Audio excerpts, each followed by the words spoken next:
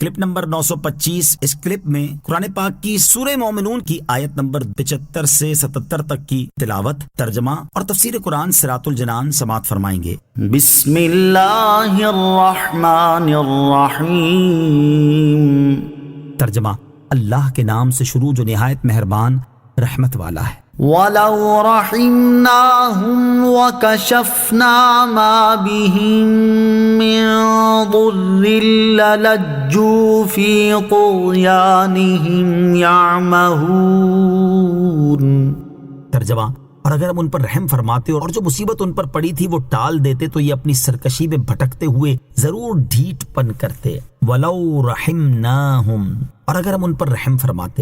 شان نزول: جب قریش سرکار دو عالم علیہ الصلوۃ والسلام کی دعا سے 7 برس کے قحط میں مبتلا ہوئے اور ان کی حالت بہت ابتر ہو گئی تو ابو سفیان ان کی طرف سے نبی کریم علیہ الصلوۃ والسلام کی خدمت میں حاضر ہوئے اور عرض کی کہ آپ اپنے خیال میں سب جہانوں کے لیے رحمت بنا کر نہیں بھیجے گئے؟ تاجدار رسالت علیہ الصلوۃ والسلام نے ارشاد فرمایا، بے شک۔ ابو سفیان نے کہا، قریش اپنے خلاف آپ علیہ الصلوۃ والسلام کی دعا سے اس حالت کو پہنچ گئے ہیں کہ قحط کی مصیبت میں مبتلا ہوئے، فاقوں سے تنگ آ گئے، لوگ بھوک کی بےتابی سے ہڈیاں چبا گئے اور مردار تک کھا گئے۔ میں آپ کو اللہ کی قسم دیتا ہوں اور قرابت کی، آپ اللہ سے دعا کیجئے کہ ہم سے اس قحط کو دور فرما دے۔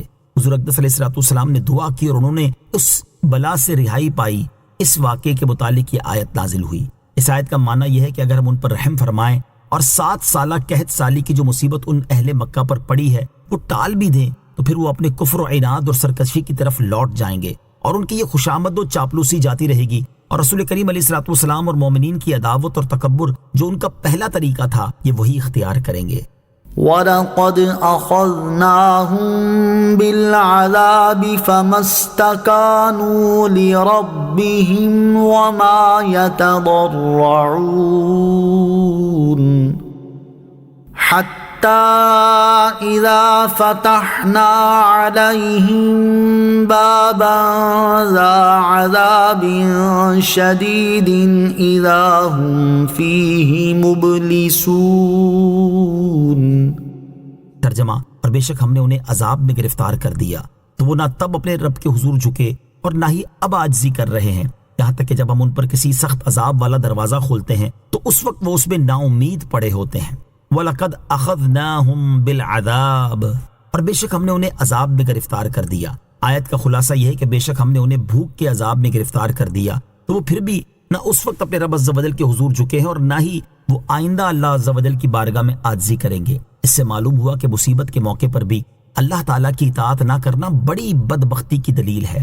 حتیٰ، یہاں تک۔ آیت کا معنی یہ ہے کہ جب ہم ان پر موت کے وقت یا قیامت کے دن کسی سخت عذاب والا دروازہ کھولیں گے تو اس وقت وہ اس عذاب میں ہر بھلائی سے نا امید پڑے ہوں گے۔ صلو علی الحبیب صلی اللہ تعالی علی محمد صلی اللہ تعالی علیہ وسلم۔ مجھے اپنی اور ساری دنیا کی لوگوں کی اصلاح کی کوشش کرنی ہے انشاءاللہ عز و جل۔